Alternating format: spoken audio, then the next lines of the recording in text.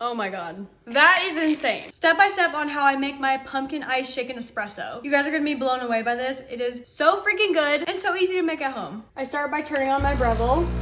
You want to let it heat up for a couple of minutes. We have our beans of choice. We like to get ours at local coffee shops. This one is from Pacamama, and it's just their espresso blend. So good. And I actually recently started weighing out my beans, so we have this little scale that we got on Amazon. I just zero it out after placing my espresso cup. Then we are going to weigh out exactly 18 grams of the beans. Perfect.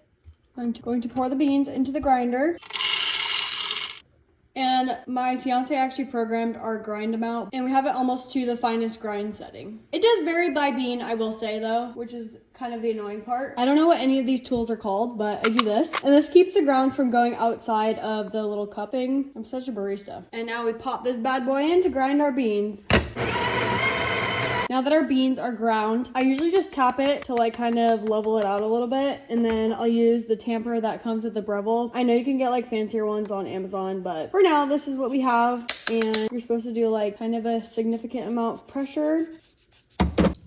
Okay, before I brew, we are going to add our additions to the espresso cup to brew the espresso right on top, so it all melts in perfectly together. I'm going to do 2 teaspoons of maple syrup.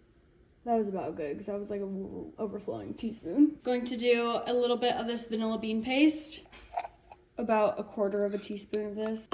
And then we're adding our pumpkin spice. And I like to do kind of a generous amount to really get that pumpkin spice flavor. And now we brew our shot. We like to also weigh out our shot, and we like to do exactly 36 grams. I don't know, my fiance saw that somewhere, so it's been what's working for us, but I feel that it makes the espresso perfect. So I like to do the program setting and then the double shot of espresso and just go until we hit 36 grams on our scale.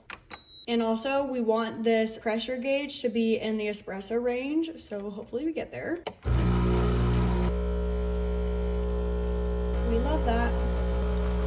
36. We went a little over 39, but that brewed pretty perfectly, I will have to say. I'm going to mix up the shot before we shake it over ice. Okay, we have our cup full of ice. This part always scares me because I feel like I'm gonna spill. We did it, perfect. And you do want to use a jar with a lid so you can shake her up. Okay, now that she is all frothy, we are going to add our milk. I like to do whole milk. I feel like it makes the creamiest lattes.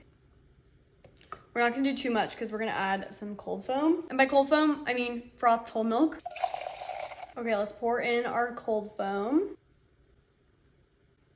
And for funsies, we have to do a little bit of pumpkin spice on the top.